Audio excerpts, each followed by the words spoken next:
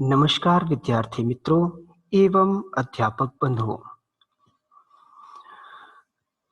Corona के इस महामारी के दौर में आईसीएसई एग्जामिनेशन ने अपने हिंदी परियोजना कार्य में एक डिजिटलाइजेशन को इन्वॉल्व किया है, जिसमें आप अपने परियोजना कार्य को संगणीकृत अर्थात कंप्यूटर पर पूरा करके उसकी कंप्यूटराइज्ड फाइल को जमा कर सकते हैं। साथ ही उसकी भौतिक कॉपी भी अपने पास रखें।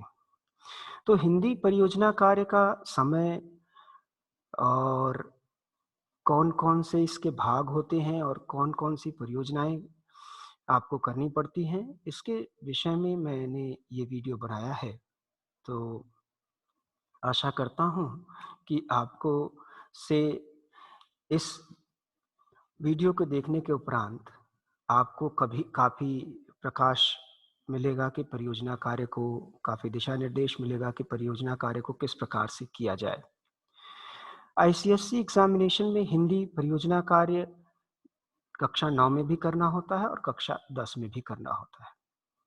तो कक्षा 9 और 10 दोनों में ही बहुत मामूली अंतर होता है और इस परियोजना कार्य के आपको 20 अंक मिलते हैं, जिसमें से 10 अंक आपका संबंधित अध्यापक जो आपको पढ़ाता है वो देता है और 10 अंक कोई बाहरी अध्यापक जो आपके परियोजना कार्य को देखता है उसके उपरांत 10 अंक उसको भी दिए जाते हैं, उसमें से आपको अंक मिलते हैं। तो परियोजना कार्य के लिए कुल निर्धारित अंक हैं 20। अब परियोजना कार्य के विकल्प क्या-क्या हैं और कौन-कौन से परियोजना कार्य करने होते हैं, चलिए इस पर चर्चा करते हैं। हिंदी में जब परियोजना कार्य आप करने जाते हैं, तो उसमें पहली परियोजना आपकी होती है रचनात्मक लेखन की परियोजना, जिसमें आपको कोई रचनात्मक कार्य करना होता है और परियोजना कार्य हिंदी परियोजना कार्य में शब्द सीमा 350 शब्दों की है। तो 350 शब्दों से न्यूनतम शब्द सीमा है। मिनिमम आप 350 शब्द यानी 350 वर्ड्स लिख सकते हैं और मैक्सिमम की कोई सीमा नहीं है। तो इस रचनात्मक लेखन का एक परियोजना कार्य होता है जो रचनात्मक लेखन से जुड़ा होता है। दूसरा परियोजना कार्य होता है जो आपके साहित्यिक अनुभाग से जुड़ा होता है। जैसे आप जो किताबें पढ़ते हैं, आप चाहे साहित्य सागर पढ़ते हो, उसमें कहानियों का हिस्सा पढ़ते हो, पद्य विभाग पढ़ते हो, एकांकी संचय पढ़ते हो, नया रास्ता पढ़ते हो, तो आपने जो साहित्य पढ़ा है, जो निर्धारित साहित्य या जो पाठ्यपुस्तक से आपने निर्धारित साहित्य जो पढ़ा है, उस पर आधारित एक परियोजना कार्य होता है। फिर एक अगली बात होती है श्रवणाधारित कार्य, जिसे AURAL ऑरल कहते हैं। ये कक्षा 9 में होता है और 10वीं कक्षा के लिए श्रवणाधारित कार्य के स्थान पर आपको मौखिक परियोजना कार्य करने होते हैं। तो मौखिक परियोजना कार्य में कई चीज़ें आ जाती हैं, जैसे आपका कह सकते हैं कि साक्षात्कार होता है, संभाषण होता है, अभिभाषण होता है, सूचना देना होता है।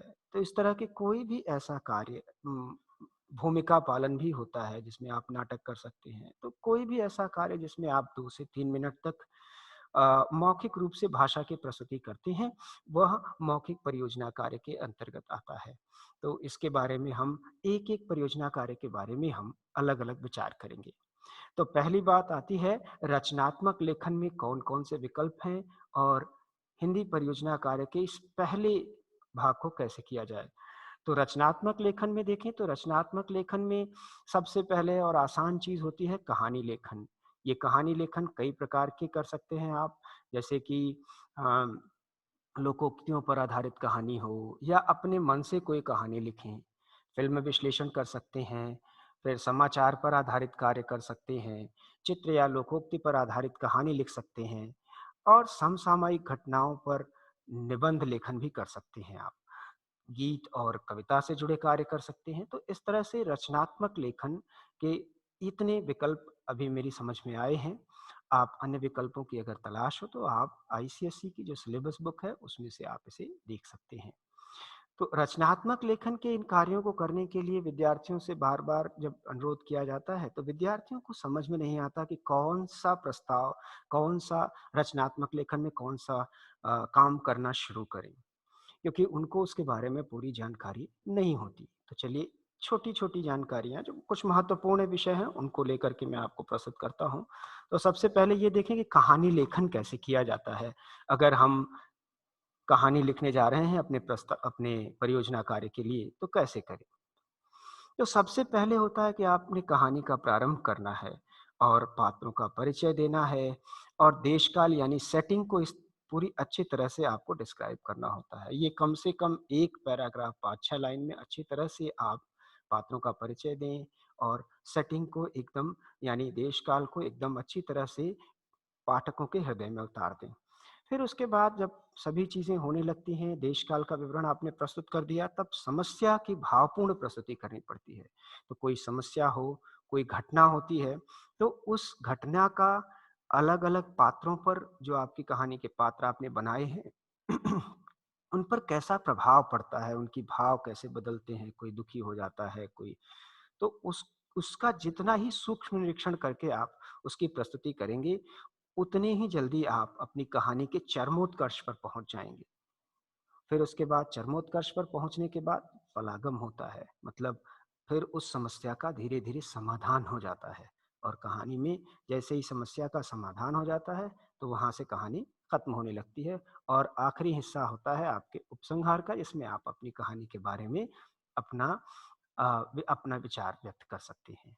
अब दूसरी बात आती है फ़िल्म विश्लेषण की। फ़िल्म विश्लेषण भी आप अपने रचनात्मक लेखन के अनुभाग में कर सकते हैं। तो जैसे इसमें अगर करना है तो सबसे पहले आपको अपनी फ़िल्म का परिचय देना होगा कि ये फ़िल्म कौन-सी है, कब ये कब रिलीज़ हुई और इसका निर्माता कौन है, निर्देशक कौन है, संगीतकार कौन है, गीतकार कौन है और संवाद किसने लिखा है। इस तरह की तमाम चीज़ों को दे कर के आप फ़िल्म विश्लेषण में फ़िल्म का परिचय देंगे। फिर पात्र देंगे, पात्रों का परिचय एक लिस्ट देंगे आपके प्रधान पात्र कौन-कौन से हैं और सहायक पात्र कौन-कौन से हैं। इसके बाद आप प्रमुख पात्रों का विवेचन प्रस्तुत कर सकते हैं। फिर उसके बाद कथानक यानी प्लॉट, किस विषय वस्तु को आधार बना कर के फ़िल्म बनाई गई है, उसके बारे में आप लिखेंगे। उस कहानी को छोटा-सा कह सकते हैं कि आप 3 हिस्सों में बाँट देंगे कि किस तरह से कहानी शुरू होती है, फ़िल्म शुरू होती है और कैसे आगे बढ़ती है और किस तरह से उसका अंत होता है।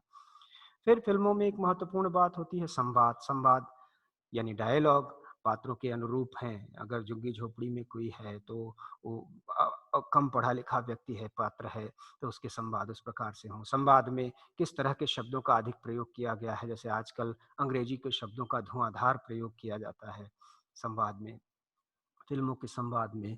तो इस तरह की भाषा आदि के बारे में आप लिख सकते हैं। फिर उसमें जो संगीत योजना है, जो पार्श्व संगीत है, जो बैकग्राउंड में बजता है, गानों में जो संगीत की योजना है, उसके बारे में आप लिख सकते हैं। फिर उसके बाद साज, सज्जा, वेशभूषा ये किस प्रकार से वहाँ पर उस फ़िल्म में रही है। फिर उसका शीर्षक है वो इसके अनुरूप है कि नहीं कि कहानी या फ़िल्म पूरी तरह से अलग है और उसका टाइटल एकदम अलग है, ऐसा नहीं होना चाहिए। फिर उसके बाद इस फ़िल्म को बनाते समय निर्माता या निर्देशक का क्या उद्देश्य रहा होगा, इसके बारे में भी आप एक छोटा-सा अपना विचार प्रस्तुत कर सकते हैं और अंत में ये फ़िल्म किस प्रकार से सफल रही, असफल रही, इसके बारे में आप अपने विचार प्रस्तुत कर सकते हैं।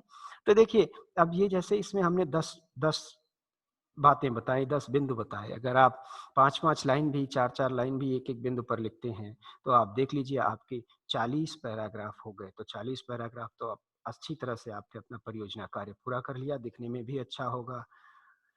फिर उसके बाद समाचार पर आधारित आप कार्य कर सकते हैं, जैसे समसामयिक घटनाएँ हैं, समाचार न्यूज़पेपर में आ रहा है कोई चीज़, कोई समाचार आ रहा है, आप उसको लेकर के समाचार पर काम कर सकते हैं कि ये समाचार इसकी मुख्य समस्या क्या है? जैसे आजकल जैसे बीच-बीच में अभी नागरिकता संशोधन कानून से लेकर के समाचार पत्रों में बहुत सारी बातें हुई, उनके विषय में आप अपने विचार प्रस्तुत कर सकते हैं कि उसका सामाजिक, आर्थिक, सांस्कृतिक इन पर किस प्रकार का प्रभाव पड़ने वाला है। प्रदूषण आदि को लेकर के भी आप लिख सकते हैं। अभी एकदम कह सकते हैं कि वर्तमान परिवेश में अभी किसानों की समस्या को लेकर के बातचीत हो रही है, तो इस विषय पर भी अपने काम कर सकते हैं और प्रस्ताव परियोजना कार्य कर सकते हैं। गीत और कविता पर आधारित कार्य भी किया जा सकता है।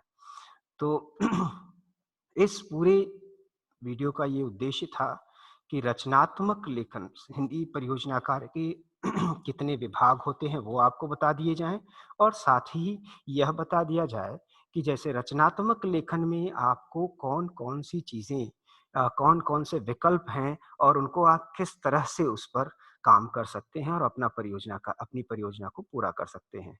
यही बताने का मुख्य उद्देश्य था। आशा करता हूँ कि आपको इस वीडियो के माध्यम से मेरे द्वारा बताई गई बातें समझ में आई होंगी।